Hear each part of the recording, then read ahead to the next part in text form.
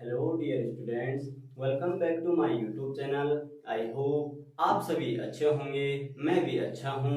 तो आशा करता हूं डियर स्टूडेंट्स कि आपने हिंदी के दोनों पार्ट पढ़े होंगे। आज हम तीसरा पार्ट स्टार्ट करते हैं। तो चलो स्टार्ट करते हैं। नेक्स्ट जो थर्ड पार्ट है हिंदी का। तो डियर स्टूडेंट्स, जैसे कि आपको पता होना चाहिए कि हिंदी अपने आप में फारसी भाषा का शब्द है। किस भाषा का शब्द है? फारसी भाषा का। क्लियर? नेक्स्ट अगला पॉइंट आपने ध्यान रखना है। अगर आपके लिए क्वेश्चन पूछा जाएगा कि हिंदी की लिपि क्या है, तो आपने ध्यान रखना है हिंदी की जो लिपि है वो है देवनागरी लिपि। कौन सी लिपि है? देवनागरी लिपि। क्लियर? ध्यान रखना, मैंने कहा कि हिंदी की लिपि क्या है, तो आपने आंसर देना है देवनागरी लिपि। लेकिन देवनागरी लिपि की भी अपनी लिपि होती है, जिसे किस नाम से जाना जाता है? ब्राह्मी लिपि के नाम से जाना जाता है। क्लियर? नेक्स्ट थर्ड पॉइंट आपने ध्यान रखना है कि हिंदी जो है ये किस भाषा वर्ग का है। ध्यान रखना, किस भाषा वर्ग का है। तो आपने ध्यान रखना है जो हिंदी है ये है भारतीय भाषा वर्ग का। अभी इस पे हम डिटेल चलेंगे कि भारत में जो भाषा वर्ग है इसको कितने भागों में बांटा गया है। ठीक हो गया? तो अभी नेक्स्ट जो पार्ट करेंगे स्टार्ट, उसमें यही पढ़ाऊंगा कि वास्तव में जो भाषा वर्ग है इसको कितने भागों में बांटा गया है। तो पहला फैक्ट आपने ध्यान रखना है कि हिंदी किस भाषा का शब्द है। आपने आंसर रखना है फारसी। हिंदी की लिपि कौन सी है? तो हिंदी की लिपि है देवनागरी लिपि, और देवनागरी लिपि की भी अपनी लिपि है, जिसे क्या कहा जाता है? ब्राह्मी लिपि। क्लियर? नेक्स्ट, और हिंदी किस भाषा वर्ग का है? तो ये है भारतीय भाषा वर्ग। क्लियर? नेक्स्ट आगे चलते हैं।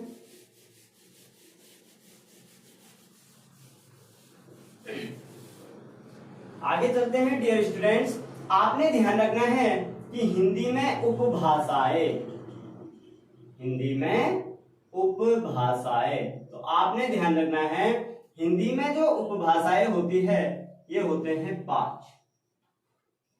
कितनी उपभाषाएं होती है? 5 उपभाषाएं होती है। और ध्यान रखना, दूसरा पॉइंट आपने ध्यान रखना है कि हिंदी में जो बोलियां होती है, क्या होती हैं? बोलियां। इनकी संख्या कितनी होती है? तो बोलियों की संख्या होती है 18। क्लियर? ध्यान रखना, जो कल वाला जो चैप्टर था मैंने उसमें आपको बता दिया था कि जो भाषाएं हैं भारतीय संविधान में कुल भाषाएं, तो कुल भाषाएं हमने पढ़ लिए हैं कितने? 22। क्लियर? लेकिन आपने ध्यान रखना है, कंफ्यूज नहीं होना है। मैंने यहां लिखा है भाषाएं, जो क्लियर हो चुका है कि 22 भाषाएं थी। क्लियर? और अब है आपके पास नया उपभाषाएं, और उपभाषाओं की संख्या है 5। क्लियर? और उपभाषाओं के अंतर्गत जो बोलियां बोली जाती है वो है आपके 18। ठीक हो गया? अब हमने ध्यान रखना है कि कौन सी वो उपभाषाएं हैं और कौन सी वो अपने आप में बोलियां हैं। क्लियर? तो चलते हैं, सबसे पहला टॉपिक स्टार्ट करते हैं, उपभाषाएं।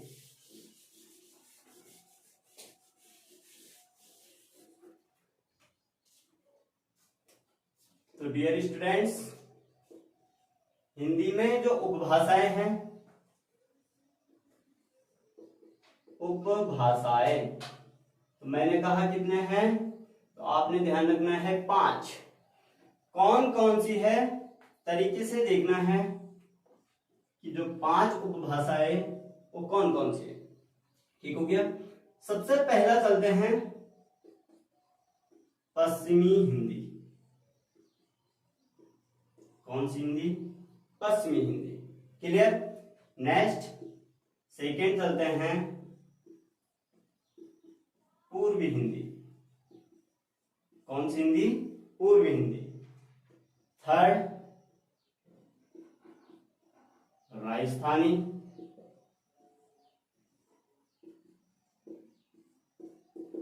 क्लियर? नेक्स्ट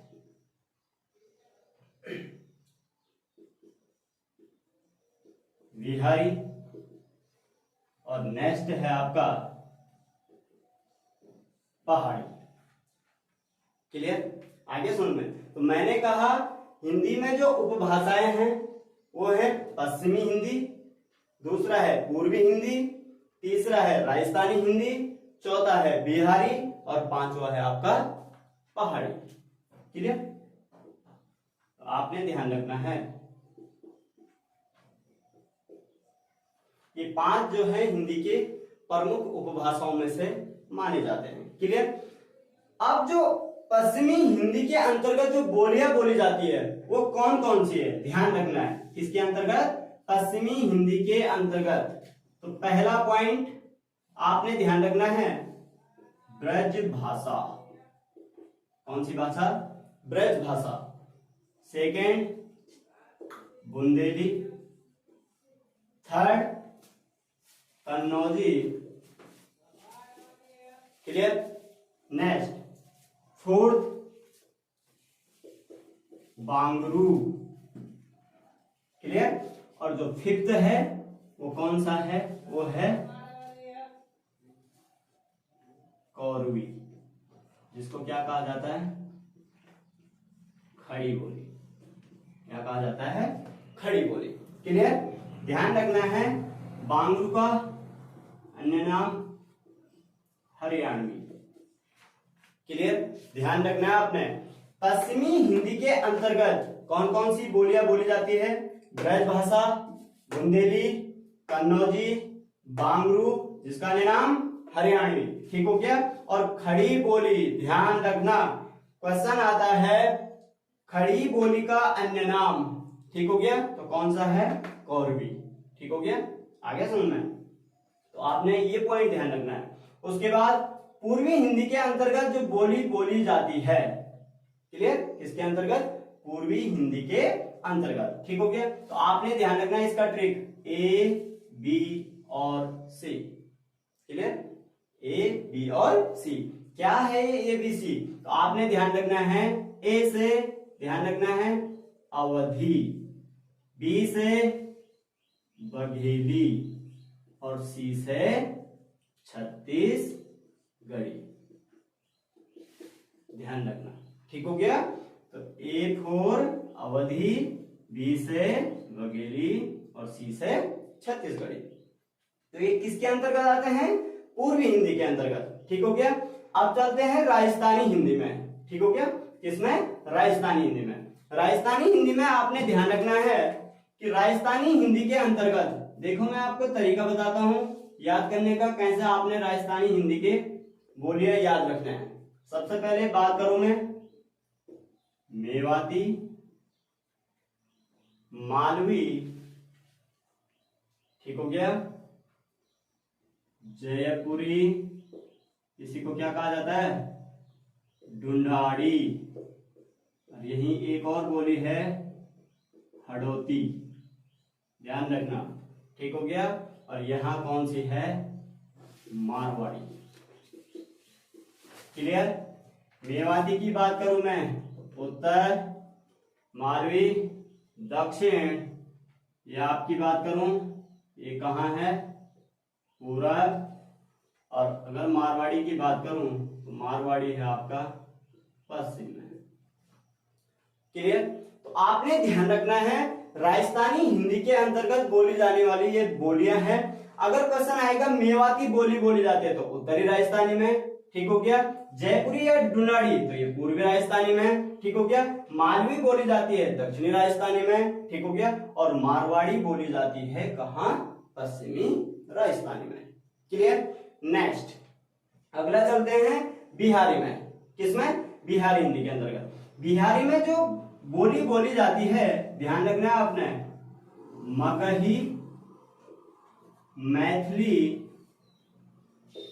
और भोजपुरी। इंपॉर्टेंट है, ध्यान रखना, मगही, मैथिली और भोजपुरी। क्लियर हो गया? नेक्स्ट अगर मैं पहाड़ी की बात करूं तो थोड़ा ध्यान रखना, पहाड़ी के अंतर्गत। ठीक हो गया? जगह कम है लेकिन आपने ध्यान रखना है, नोट कर लेना।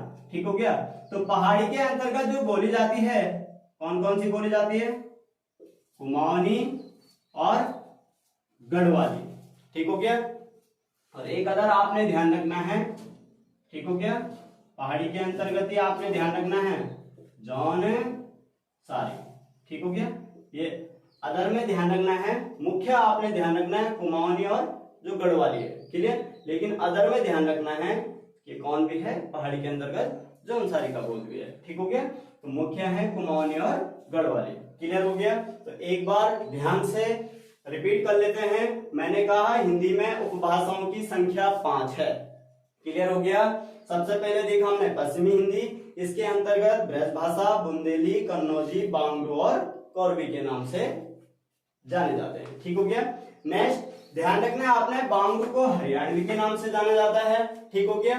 और क्वेश्चन आता है किस बोली को खड़ी बोली के नाम से जाना जाता है, तो कौन सी है वो, कोरवी, ठीक हो गया। आगे सुन में ध्यान रखना। अगला है पूर्वी हिंदी के अंतर्गत कौन सी बोलियां, तो ABC सबसे अच्छा ट्रिक माना जाता है, ध्यान रखना, ठीक हो गया।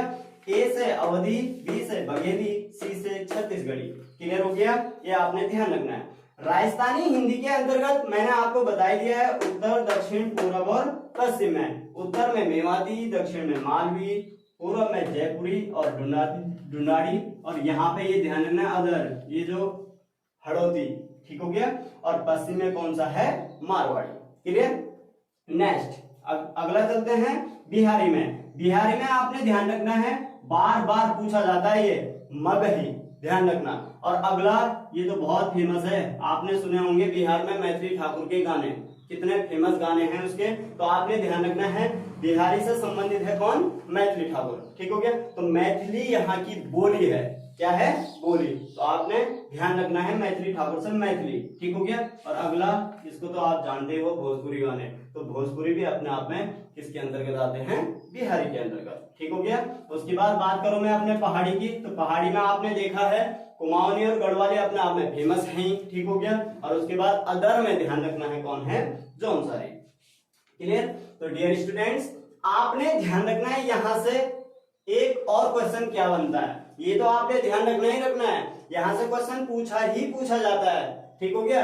अगला पॉइंट, जैसे मैंने कहा कि जो हिंदी भाषा की जो उत्पत्ति हुई है वो किस अपभ्रंश से हुई है, तो आपने आंसर ध्यान रखना है किस अपभ्रंश से, सौरसेनी अपभ्रंश से, क्लियर। अब आपने ऐसे ही ध्यान रखना है कि जो हिंदी में उपभाषाएं हैं इनका विकास भी या इनकी उत्पत्ति भी किसी ना किसी अपभ्रंश से हुआ है। अब कौन से हैं ये अपभ्रंश या कौन से वो उपभाषाएं हैं जिनका विकास उनके अलग अलग अपभ्रंश से हुआ है, तो देखो बहुत इजी ट्रिक है आपके लिए। देखो आपने क्या ध्यान रखना है, जो ये पश्चिमी हिंदी है और जो राजस्थानी है, ध्यान रखना है आपने इन दोनों का विकास या उत्पत्ति, ठीक हो गया, किस अपभ्रंश से हुआ है, तो सौरसेनी अपभ्रंश से, ध्यान रखना। देख लो ये है पश्चिमी हिंदी और ये है राजस्थानी हिंदी, इन दोनों का जो विकास हुआ है या उत्पत्ति माना जाता है वो किस अपभ्रंश से माना जाता है, सौरसेनी अपभ्रंश से माना जाता है, ठीक हो गया। उसके बाद पूर्वी हिंदी की अगर मैं बात करूं तो पूर्वी हिंदी, यहाँ पे ध्यान रखना पूर्वी हिंदी का, ठीक हो गया, डिनोटेट कर रहा हूं कि पूर्वी हिंदी का विकास जो माना जाता है वो माना जाता है अर्धमागधी अपभ्रंश से। किससे माना जाता है, अर्धमागधी अपभ्रंश, ध्यान रखना, क्लियर। अब आपने अर्धमागधी मैंने कहा पूर्वी हिंदी, अब बात चलता हूं मैं बिहारी का, ठीक हो गया, कि बिहारी की उत्पत्ति किस अपभ्रंश से मानी जाती है। कुछ नहीं करना है आपने, यहां से अर्ध हटा देना है और मगधी जोड़ देना है, कहां, बिहारी में। तो बिहारी का जो विकास हुआ है वो मगधी अपभ्रंश से हुआ है। कंफ्यूज मत होना कि जो बिहारी का उत्पत्ति हुआ है वो मगधी से हुआ है, किस अपभ्रंश से हुआ है, मगधी अपभ्रंश। लेकिन बिहारी के अंतर्गत जो बोली जाती है वो है मगही। तो कंफ्यूज मत होना, अंडरलाइन कर देना। कभी भी जो ऐसे फंसने वाले पॉइंट होते हैं ना, कंफ्यूजन वाले कहते हैं जिसे, ठीक हो गया, उन पे अंडरलाइन कर दिया करो, ठीक हो गया। उससे पता चल जाता है कि यानी कि इसमें कुछ अलग पहचान है इसकी, ठीक हो गया। तो देखो यहाँ मगधी ये अपभ्रंश है और मगही बिहारी के अंतर्गत बोले जाने वाली बोली है। क्लियर। नेक्स्ट अगला चलते हैं पहाड़ी, और पहाड़ी का जो विकास हुआ है या उत्पत्ति हुआ है ये हुआ है खस अपभ्रंश से। क्लियर। किस अपभ्रंश से हुआ है?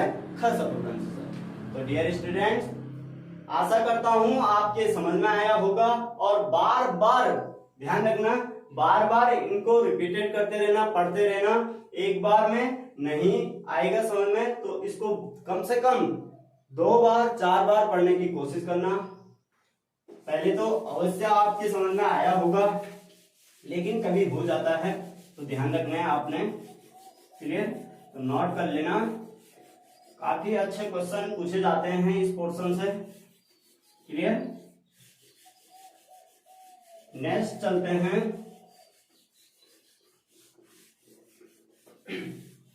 एक टॉपिक आया था, अभी कहा था मैंने आपको कि हिंदी की लिपि, ध्यान रखना। तो आपने आंसर ध्यान क्या रखना है? देवनागरी लिपि। कौन सी लिपि? देवनागरी लिपि। क्लियर। अब आपने ध्यान रखना है देवनागरी लिपि की भी अपनी एक लिपि होती है, मैंने कहा था। तो कौन सी लिपि होती है? ब्राह्मी लिपि। कौन सी लिपि? ब्राह्मी लिपि। क्लियर। अब आपने ध्यान रखना है कि हिंदी की जो लिपि चुनी है वो क्यों देवनागरी लिपि ही चुनी होगी? ऐसा क्या कारण रहा होगा कि हिंदी की जो लिपि है वो देवनागरी लिपि है? तो डियर स्टूडेंट्स, आपने इसके 2 फैक्ट ध्यान रखना है देवनागरी लिपि से। कौन सा फैक्ट है? पहला फैक्ट आपने ध्यान रखना है कि देवनागरी लिपि कैसे लिखी जाती है? बाएं से दाएं। कैसे लिखी जाती है? बाएं से दाएं लिखी जाती है। ध्यान रखना, बहुत इंपॉर्टेंट फैक्ट है। ठीक हो गया। और दूसरा पॉइंट आपने ध्यान रखना है, जो ये दूसरा फैक्ट बता रहा हूं मैं, ये आपको आपके छोटे क्लास की याद दिला देगा कि वास्तव में ये गलतियां हमने भी की है। क्लियर। आगे सुनना। होता क्या था कि अगर मैं आपको कहूं, देखो एक एग्जाम्पल देता हूं, मैंने लिखा कमल। क्या लिखा? कमल। तो क्या मैंने ये कमल शुद्ध लिखा है? ठीक हो गया। अपने आप से क्वेश्चन करो कि वास्तव में मैंने ये सही लिखा होगा? तो ध्यान रखना, देवनागरी लिपि अपने आप में क्या कहता है? देवनागरी लिपि कहता है कि जब तक आप किसी वर्ण अर्थात अक्षर में क्या ना लगाओ? रेखा।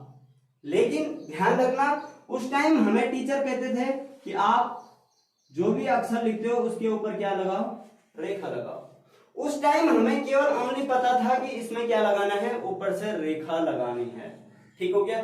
लेकिन ध्यान रखना है, देवनागरी लिपि में इसको रेखा नहीं बल्कि क्या कहा जाता है? इस वाले पॉइंट को ध्यान रखना, जो हम रेखा लगाते हैं इसको कहा जाता है शिरोरेखा। ध्यान रखना, आगे सुनना। तो आपने देखा होगा कि जब हम भी गलतियां करते थे, क्योंकि जब स्कूल से ज्यादा काम मिलता था तो हम भी ऐसे ही करते थे, शॉर्टकट सीधे लिखते थे, लेकिन उसमें क्या नहीं लगाते थे? शिरोरेखा नहीं लगाते थे। ठीक हो गया। तो आपने ध्यान रखना है, इस वाले लाइन को जो कहा जाता है वो शिरोरेखा कहा जाता है। ध्यान रखना ये भी। आगे सुनना। ठीक हो गया। तो आपने ये पॉइंट ध्यान रखना है देवनागरी लिपि से। पहला पॉइंट, बाएं से दाएं लिखा जाता है, और दूसरा पॉइंट, इसमें शिरोरेखा का होना बहुत जरूरी है। ठीक हो गया। क्लियर। ध्यान रखना। ठीक। नेक्स्ट आगे चलते हैं स्टूडेंट्स।